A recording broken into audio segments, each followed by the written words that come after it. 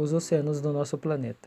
Os oceanos são corpos de água salgada, que ocupam as depressões da superfície da crosta terrestre e contínuos, que cerca a Terra, sendo 97% de toda a água que existe no globo terrestre, e ocupa 71% da superfície, com 361 milhões de quilômetros quadrados, com as suas maiores profundidades ultrapassando os 3.000 metros de profundidade. É dividido em 5 grandes áreas. Essas divisões oceânicas são contadas geralmente: Oceano Pacífico, Oceano Atlântico, Oceano Índico, Oceano Glacial Ártico e Oceano Glacial Antártico, sendo que os últimos dois listados, às vezes considerado parte dos 3 primeiros. Oceano Pacífico é o maior dos oceanos, com uma aproximada extensão de 146 milhões de quilômetros quadrados. Devido ao seu tamanho, apresenta diferentes condições climáticas e variadas temperaturas. Atinge o oeste da América, o sul da Antártida, a Oceania e o leste asiático. Oceano Atlântico, considerado o segundo maior oceano, é um divisor natural entre os continentes americano, europeu e africano. Devido à linha do Equador, é chamado de Atlântico Norte, Hemisfério Norte, Atlântico Sul, Hemisfério Sul. Oceano Índico, no ranking de extensão territorial, é o terceiro maior, banhando o leste do continente africano, o sul da Ásia, o oeste da Oceania e parte da Antártida. Oceano Glacial Ártico é localizado no extremo sul do planeta, também conhecido como Oceano Austral. Ele é a junção das águas dos 3 maiores oceanos do mundo, Pacífico, Atlântico e Índico, que chega até a Antártida. O Oceano Glacial Ártico localiza-se no polo norte do planeta, sendo formado por águas congeladas e ou águas com baixa temperatura devido ao ângulo de inclinação da Terra e baixa insolação nessa região. Suas características são totalmente diferentes das terrestres, tendo fenômenos peculiares como as marés, as ondas, as correntes oceânicas, vórtices, tsunamis, entre outros. Suas profundidades médias são bem maiores que as médias das elevações terrestres. Estima-se que 44% da população mundial esteja vivendo em áreas litorâneas. Sua origem remete à origem do planeta Terra. Estudos revelam que sabemos mais sobre o Sistema Solar do que sobre a vida marinha do nosso planeta. A teoria do Big Bang ajuda a compreender a origem dos oceanos, quando da grande explosão de poeiras e gases, gerando galáxias e etc. No entanto, não surge a partir dessa explosão, pois a temperatura era altíssima. Todo vapor estava envolto do planeta. Ao longo dos anos, as nuvens de vapor de água esfriaram-se e chuvas caíram na superfície, transformando-se em nuvens devido à alta temperatura. Milhões de anos depois, a data precisa é impossível de se dizer, mas estima-se que entre 900 milhões e 1 bilhão de anos atrás, a superfície terrestre resfriou-se, possibilitando que a água se acumulasse. Conforme o tempo foi passando, as chuvas que duraram cerca de 20 milhões de anos dissolviam as rochas e seus minerais, transformando lentamente a água acumulada em água salgada. A maior parte do oceano formou-se sob o apoio de atividades vulcânicas, que soltavam vapores de água na camada externa do planeta. Esse vapor, ao longo de milhares de anos, resfriou-se e depois condensou, gerando água na crosta terrestre. Além disso, a passagem de cometas bilhões de anos atrás pode ter liberado mais água na superfície da Terra. Com o passar do tempo, o oxigênio apareceu na água, dando origem à vida oceânica. Relevo dos oceanos. Para compreender-se melhor os relevos submarinos, há divisões de acordo com o processo que originou sua localidade. Plataforma continental ou plataforma submarina é a menos profunda, chega a 200 metros de profundidade, sendo bastante plana. A água que a cobre costuma conter vida marinha em abundância e a maior parte da pesca realiza-se nesta zona. Aqui encontra-se a quarta parte da produção mundial de petróleo e gás procedente das rochas que se encontram abaixo dessa plataforma. Talude continental, escarpada ou escarpa continental. A extensão do talude varia dependendo do oceano em que se encontra. Tem uma pendente mais profunda que a anterior e situa-se entre 200 metros até 3.000 metros de profundidade aproximadamente. E refere-se à transição entre a plataforma continental é formado por sedimentos transportados até a plataforma, onde deslizam e acumulam-se À medida que se afastam da plataforma, a talude afunda alguns metros até atingir o assoalho. Assoalho oceânico, parte profunda do oceano que se expande e se retrai de acordo com o movimento das placas tectônicas oceânicas. Dorsal centro-oceânica são correntes montanhosas submarinas, vastas e escarpadas, geralmente localizadas no centro do oceano. Em média medem 1 km de largura, com uma altura de 3.000 metros. Formam um sistema de mais ou menos conectado a 80.000 km de comprimento, recebendo diferentes nomes, por exemplo, dorsal mesoatlântica, dorsal do Pacífico Oriental. Fossas oceânicas, ou abissais, são as áreas mais profundas dos oceanos, formando grandes depressões em áreas onde há placas tectônicas convergentes. A mais famosa e a mais profunda é a Fossa das Marianas, com quase 11 km de profundidade no Oceano Pacífico. Cordilheiras oceânicas, conjunto de montanhas abaixo do nível do mar, que se estendem por aproximadamente 65.000 km por todo o planeta. Em alguns locais, essas montanhas emergem, formando ilhas, como a Islândia e Ilha de Páscoa. Uma das mais famosas é a cadeia mesoatlântica, com montanhas submersas no Oceano Atlântico. Alguns estudiosos podem chamar as cordilheiras de dorsais submarinas. Planície abissal. Formam-se entre as dorsais oceânicas e as margens continentais. São zonas muito planas e uniformes, em torno dos 4.000 metros de profundidade. Supõem aproximadamente 40% do fundo do oceano. Vulcões submarinos são aqueles localizados abaixo da água. São bastante comuns em certos fundos oceânicos, principalmente na dorsal mesoatlântica. São responsáveis pela formação de novos fundos oceânicos em diversas zonas do globo. Um exemplo deste tipo de vulcão é o vulcão da Sereta, ou arquipélago dos Açores. Falécias são formas de relevo litorâneo abruptas, com declive acentuado em alturas variadas, originam-se de ação de ondas do mar sobre as rochas. A importância dos oceanos. A existência de vida como conhecemos é impossível sem a existência de água, seja ela potável ou salgada. E as primeiras formas de vida surgiram nos oceanos, mesmo elas primitivas e com baixo desenvolvimento celular. Além disso, os oceanos são extremamente importantes pelo seu recurso disponibilizado para a sociedade humana.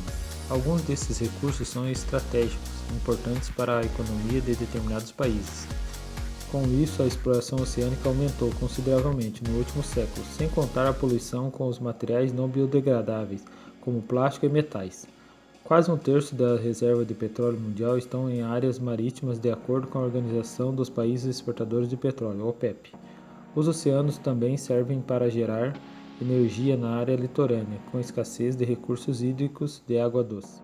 Ao utilizarmos a força das marés, a disponibilidade de animais e plantas que contribuem para a alimentação humana com ômega 3, que é um item extremamente saudável aos humanos. O oceano na costa do Brasil. O nosso litoral, com 7.491 km de extensão, sendo o 16º maior do mundo, toda a costa encontra-se ao lado do Oceano Atlântico, com números consideráveis de características próximas encontradas na área costeiras brasileiras, como ilhas, arrecifes e baías. Dos 26 estados brasileiros, 17 estados costeiros têm as suas capitais próximas do litoral. Litoral Norte possui menor extensão, é formado por sedimentos recentes, havendo a predomínio de restingas, lagunas e mangues. Abrange a costa do Amapá e do Pará, e este é marcado pelo fosso do rio Amazonas, com canais pequenos, lagos, manguezais e ilhas, e entre elas a de Marajó. No norte do Amapá, há ainda longas restingas. Litoral Nordeste é o mais extenso, nele se localizam praias e dunas, além de alguns importantes portos comerciais. A diversidade de acidentes geográficos é bem diversificada em seu relevo e paisagem. Destacam-se as dunas do Parque Nacional dos Lençóis Maranhenses, que abrigam lagoas no período das chuvas, e o Delta do Paraíba, entre o Maranhão e o Piauí. No trecho que vai do Rio Grande do Norte à Bahia, são comuns as restingas. Geofisicamente, o litoral nordeste é formado pela junção das costas norte com a costa leste. Com mais de 3.000 km de extensão, suas principais ilhas costeiras são Itamaracá, tal como Itaparica, na Bahia, enquanto a sua principal ilha oceânica é Fernando de Noronha.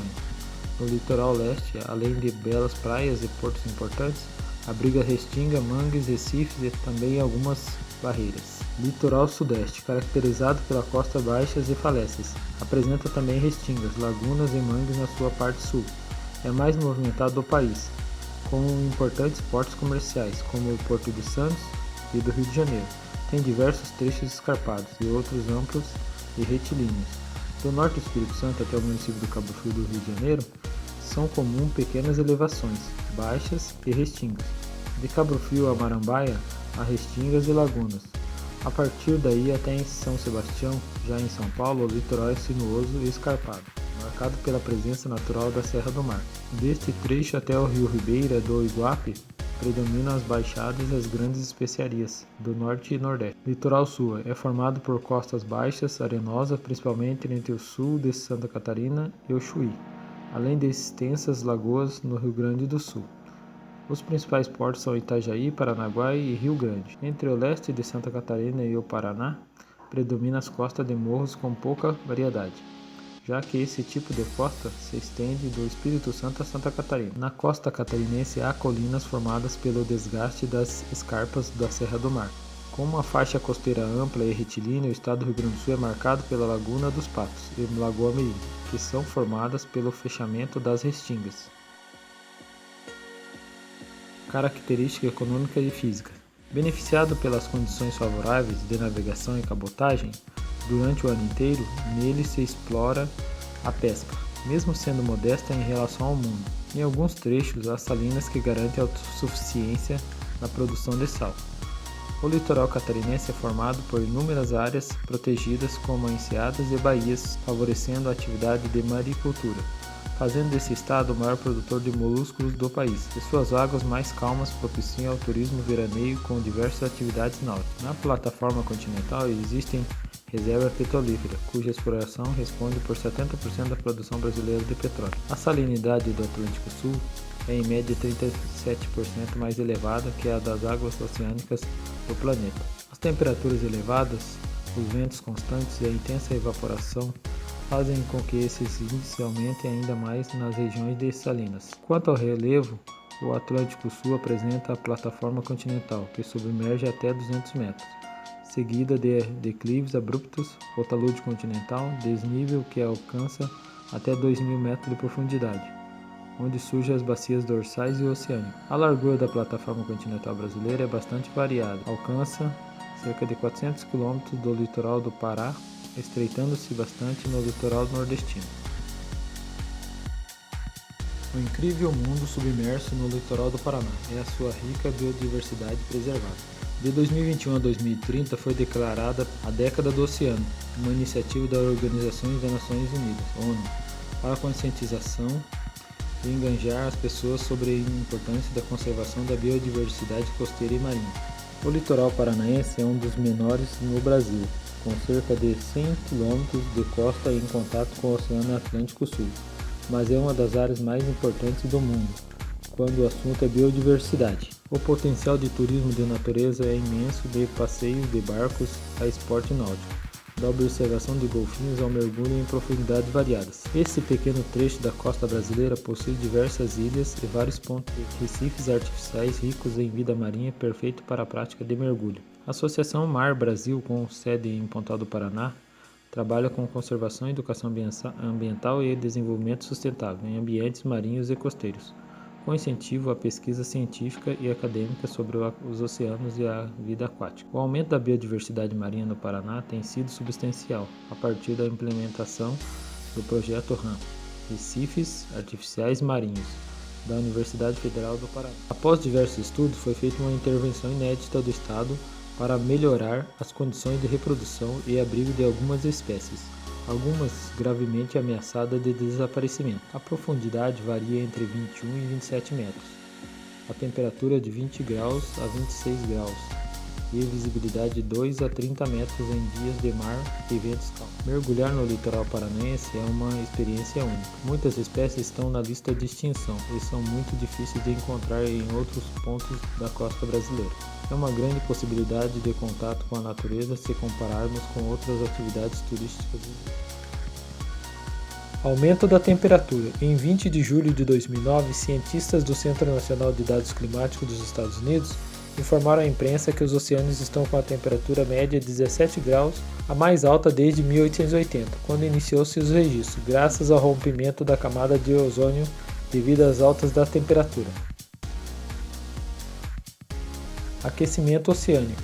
O aquecimento no nosso passado geológico era de causas naturais, mas no presente o mesmo ocorre devido ao aquecimento global, sendo que este desencadeia uma série de efeitos, como a subida do nível do mar, mudanças na salinidade, oxigenação e estratificação das massas de água, além de representarem um grave desequilíbrio ecológico. Elas colocam sérios desafios para a sociedade em termos de segurança alimentar, física, política, econômica e social, tendo consequências que ramificam sobre todos os aspectos da vida humana. Prejuízo à biodiversidade, interferência nos padrões de ventos e chuvas e intensificação dos episódios de clima extremos, como tufões, entre outras consequências. Origem do aquecimento. O aquecimento oceânico é um produto do aquecimento global, tendo como origem claramente humana, sendo produto da continuada emissão de gases estufa na atmosfera, oriundo da queima de combustíveis fósseis, desperdício de alimentos e outros fatores de menor monta. O acúmulo desses gases na atmosfera impede que o calor da Terra se dissipe para o espaço, elevando os níveis globais de calor. A esse processo se dá o nome de intensificação de efeito estufa. Influência do aquecimento dos oceanos na vida humana. Devido à população que vive nas regiões litorâneas, o aumento da temperatura do oceano pode impactar a saúde e bem-estar humanos de diversas maneiras. Diretamente com o aumento dos tufões e furacões, grandes danos às cidades costeiras tendem a ser mais comuns. Além disso, com o aumento do nível do mar, várias cidades costeiras tendem a sofrer inundações com a maior frequência, e no longo prazo, diversas cidades e ilhas irão ser completamente submersas pelo avanço dos oceanos. Diversos estudos apontam a ligação entre o aumento global das temperaturas com a maior difusão de doenças. Sobretudo, ainda não se sabe o quanto os oceanos influenciam neste número, pois os dados estão ligados a sistemas terrestres, se tendo uma perspectiva apenas do ambiente marinho. As principais fontes do aumento de doenças tendem a ser duas. A primeira, de organismos que fazem parte da dieta dos seres humanos, transmitindo os patogênios ou toxinas. A segunda, as existentes em ambientes recreativos, que entrariam no corpo através do contato de feridas com a água. Existem duas fontes principais de doenças humanas relacionadas com o mar: espécies de bactéria no gênero Vibrio e toxinas produzidas por algas, sendo que a primeira há estudos que apontam proliferação com o aumento das temperaturas e até mesmo haja visto que de 30 a 40% das pessoas que contraem essa bactéria vêm a óbito. A segunda fonte principal são as multiplicações explosivas de algas marinhas, como dinoflagelados e diatomáceas, que produzem toxinas que se acumulam em peixes e frutos do mar, que podem causar danos neurológicos e aos demais órgãos, além de diarreia e paralisia. Estudos já apontam para uma correlação entre as multiplicações de microalgas com o aumento da temperatura, tornando mais provável a ingestão dessas toxinas ao longo do tempo. Efeitos subidas do nível do mar. Um dos efeitos mais diretos, evidentes e importantes do aquecimento oceânico é a subida do nível do mar, o que se deve à expansão térmica, uma reação física pela qual o volume dos corpos aquecido se expande. Mesmo com notadas variações regionais, o nível médio das águas tem se elevado em todo o mundo, mas esta elevação ocorre em significativo descompasso em relação ao aquecimento atmosférico, uma vez que a água tem uma grande energia térmica, ou seja, ela demora para aquecer e expandir quando exposta a uma fonte de calor.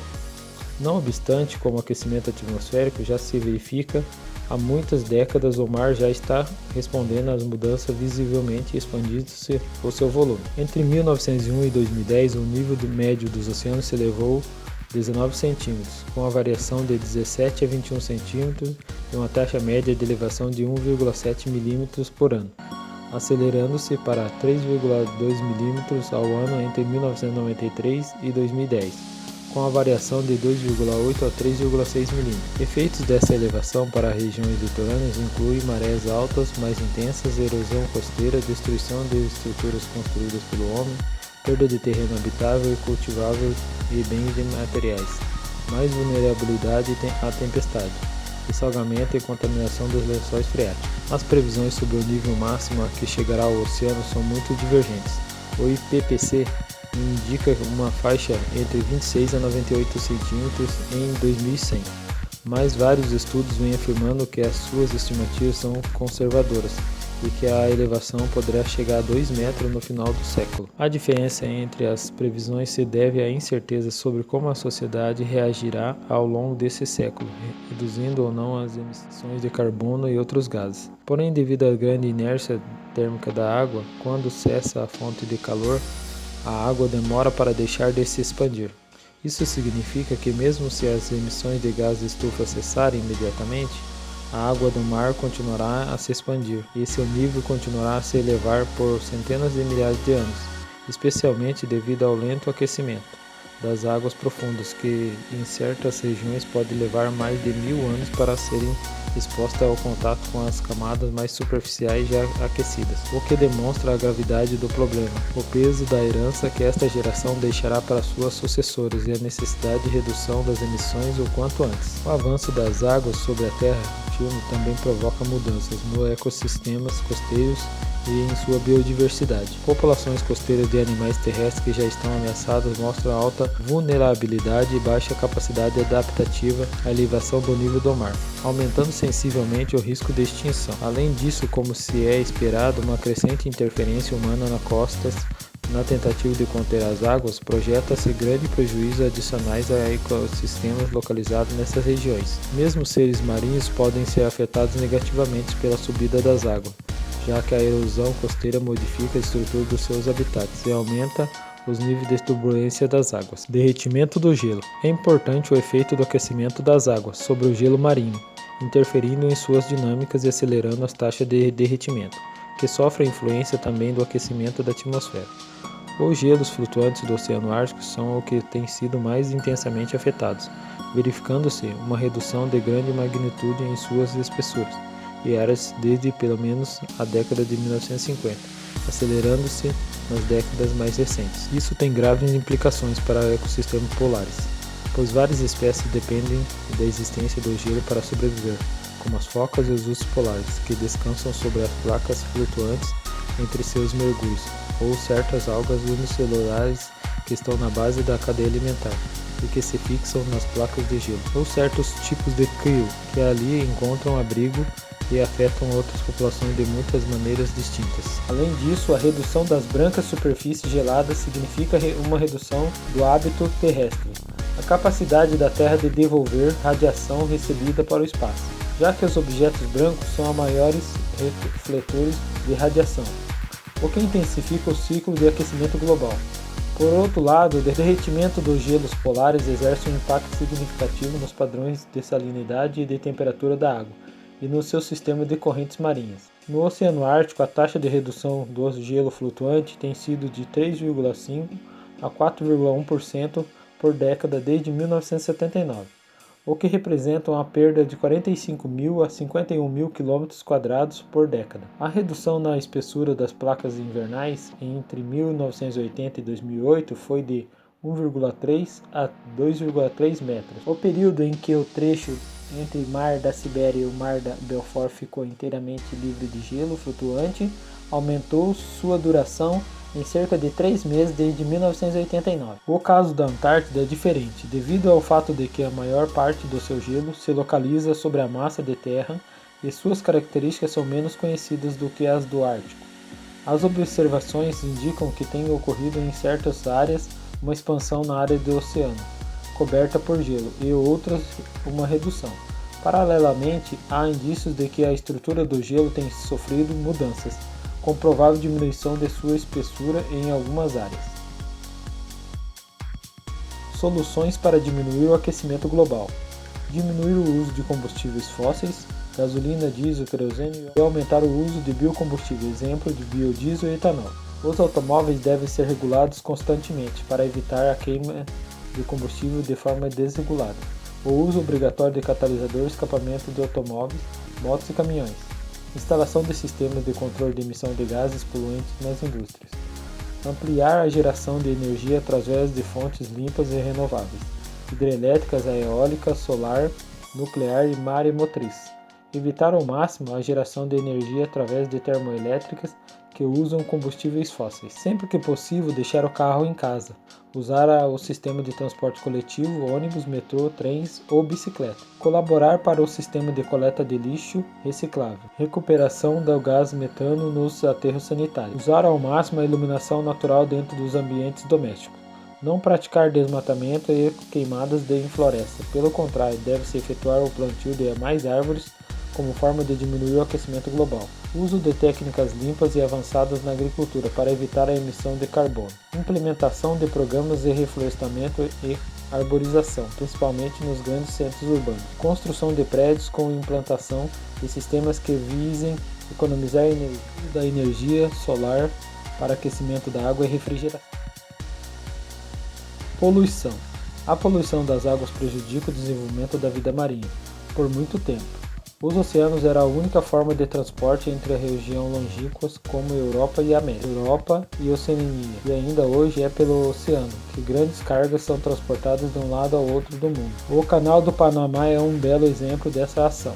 Cruzeiros são feitos em alto mar, cruzando o planeta de norte a sul, nas áreas costeiras. Portanto, os oceanos são imprescindíveis em todos os aspectos da vida, econômico, turístico, gastronômico e qualquer um que possa imaginar. Já é bem conhecido e documentado o fato de que grandes quantidades de plásticos entram nos oceanos todos os anos, poluindo as águas, espalhando lixo nas praias e ameaçando a vida selvagem.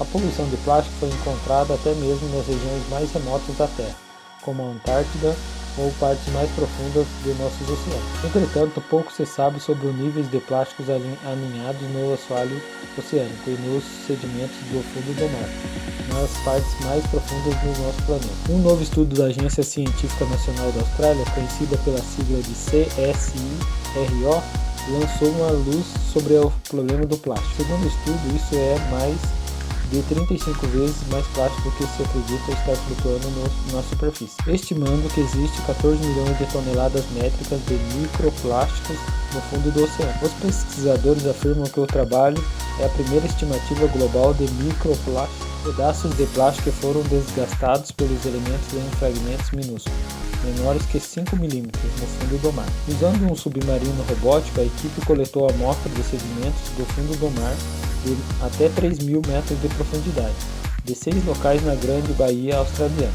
Os pontos ficavam distantes até 380 km mar adentro da costa do sul da Austrália. A análise das 51 amostras colhidas revelou que há uma média de 1,6 pedaços de microplásticos por grama de sedimento. Os pesquisadores dizem que isso é até 25 vezes mais microplásticos do que esse estudo anteriores em águas profundas e 35 da superfície. Líder do estudo, Justine Barrett, do Departamento de Oceano e Atmosfera CSIRO, disse em um comunicado que até mesmo o oceano profundo é suscetível aos problemas da poluição do plástico. A poluição dos plásticos vai parar nos oceanos e se deteriora e se decompõe, terminando na forma de microplásticos, contou. Os resultados mostram que os microplásticos estão de fato se empilhando no fundo do oceano.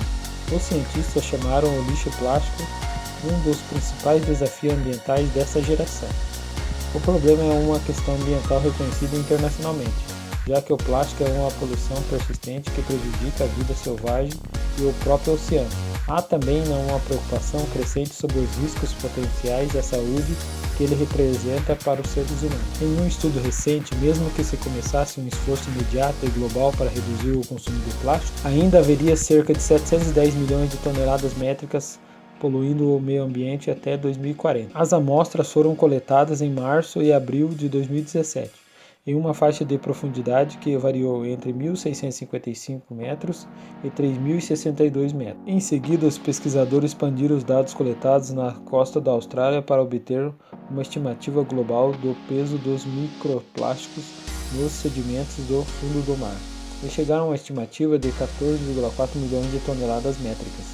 Um valor que eles dizem que ser conservador porque o local era remoto e longe dos centros urbanos. Cerca de 150 milhões de toneladas métricas de plástico já estão flutuando em nossos oceanos, e mais 8 milhões de toneladas vão parar na água a cada ano, de acordo com o Fórum Econômico Mundial. Segundo os pesquisadores, a maior parte do plástico despejado no oceano provavelmente acaba nas costas, em vez de na superfície ou no fundo do oceano. Os resultados mostram que é mais urgente do que nunca encontrar soluções eficazes para a poluição do plástico antes que chegue aos oceanos e para reduzir o uso do plástico em geral, de acordo com Radetzky. Estratégias de gestão de resíduos e criar mudanças comportamentais e oportunidade para impedir que plástico e outros resíduos entrem em nosso ambiente. Os governos, as indústrias e a comunidade precisam trabalhar juntos para reduzir significativamente a quantidade de lixo que vemos ao longo de nossas praias e oceanos. Contaminação. Os oceanos da Terra também desempenham um papel vital em limpar as atmosferas, e algumas atividades do homem podem os alterar severamente. Os oceanos absorvem enorme quantidade de dióxido de carbono. Por sua vez, o fitoplâncton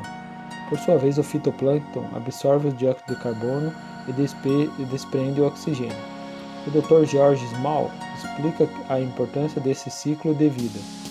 Os 70% do oxigênio que se acrescenta à atmosfera cada ano provém do plâncton que há no mar. Não obstante, alguns cientistas advertem que o fitoplâncton pudesse diminuir gravemente devido à redução do ozônio na atmosfera, do qual se acha que o homem é responsável. Alguns países acendem a limitar os dejetos permitidos que se atinem no mar. Outros se negam a fazê-lo. O famoso navegador oceano Jacques Cousteau advertiu: temos que salvar os oceanos se queremos salvar a humanidade. É significativa a concentração de peixes em pequenas zonas do oceano e sua escassez em outras partes, tal como advertiu William Hickey, biólogo de pesca. O mar não é um depósito ilimitado de energia alimentar. E o navegador subaquático Jacques Cousteau advertiu, ao regressar de uma exploração submarina mundial, que a vida nos oceanos tem diminuído uns 40% desde 1950, devido à sobrepesca e à contaminação. Disse que devido à sua pouca profundidade, o mar Báltico seria o primeiro a morrer. O cientista marinho suíço Jacques Piccard previu que, em vista da proporção atual da contaminação, os oceanos do mundo ficariam desprovidos de vida em 25 anos. Depois morreriam o Adriático e o Mediterrâneo, os quais não têm correntes suficientemente fortes para transportar a contaminação. Também o navegador submarino Jacques Cousteau diz que a destruição dos oceanos já se efetuou em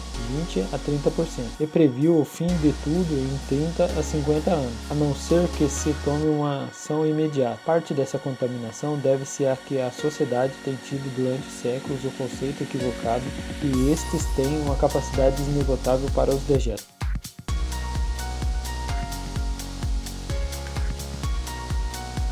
Relação com políticas públicas. Baseando-se em dados do Climate Action Track, foram estimados 5 possíveis cenários futuros para o aumento da temperatura oceânica.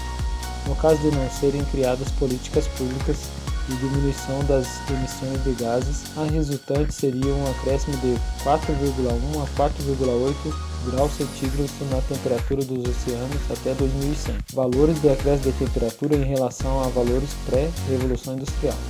No caso das atuais políticas implantadas serem seguidas à risca, se estima um acréscimo entre 3,1 a 3,7 graus centígrados até 2100. No cenário dos países assinantes do Acordo de Paris seguirem os objetivos propostos, se estima um aumento até 2100 entre 2,6 e 3,2 graus Celsius. Também foram realizadas projeções para redução abaixo de 2 graus Celsius. Para isso, seriam necessárias reduções nas emissões de gases do efeito estufa muito maiores dos que já propostos no Acordo de Paris. Realizar essas modificações na emissão dos gases do efeito estufa acarreta um custo econômico global.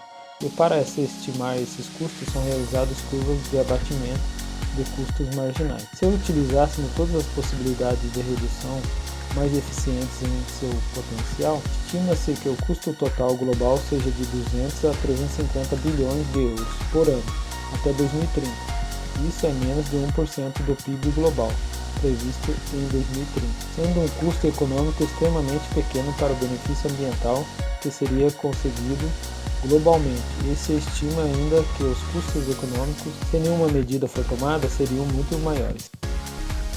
Com tudo isso exposto, podemos concluir que, de acordo com a pesquisa realizada, podemos afirmar que é de suma importância a preservação dos oceanos, pois seus impactos ambientais são devastadores. Essa preservação deve ser realizada em níveis regionais e principalmente a nível mundial, criando políticas severas nas reduções de dióxido de carbono, redução do uso de combustíveis fósseis, instalando sistema de controles de emissão de gases poluentes nas indústrias, ampliando a geração de energia através de fontes limpas e renováveis, recuperação do gás metano nos aterros sanitários, não praticando desmatamento e queimadas em florestas e assim promover a implementação de programas de reflorestamento e arborização, principalmente nos grandes centros urbanos. Uso de técnicas limpas e avançadas na agricultura e também na reciclagem mais efetiva dos resíduos plásticos, que substancialmente tem atingido diretamente esses corpos de água. O Fórum Econômico Mundial tem como objetivo reunir líderes mundiais a fim de rastrear alternativas de sucesso para apoiar governos e entidades sociais na edição de 2020. O evento colocou como premissa o progresso por meio do Acordo de Paris, os Objetivos do Desenvolvimento Sustentável. É um dos espaços privilegiados para que governantes e empresários mantenham contato e busquem soluções conjuntas. Mais iniciativas como a realizada no litoral paranaense devem ser propagadas em todas as nações, sendo que esse tipo de ação irá refletir em um todo, pois a redução da poluição e redução do aquecimento global irá refletir em redução dos custos da saúde da população e também um aumento na qualidade de vida, principalmente das que vivem nas regiões litorâneas, que são praticamente a metade da população mundial, bem como sabemos que não seria apenas esses tipos de situações que ocorrem atingindo o oceano, mas inúmeras outras. Os relatos aqui foram uma breve pesquisa, mas estes foram os principais a serem abordados.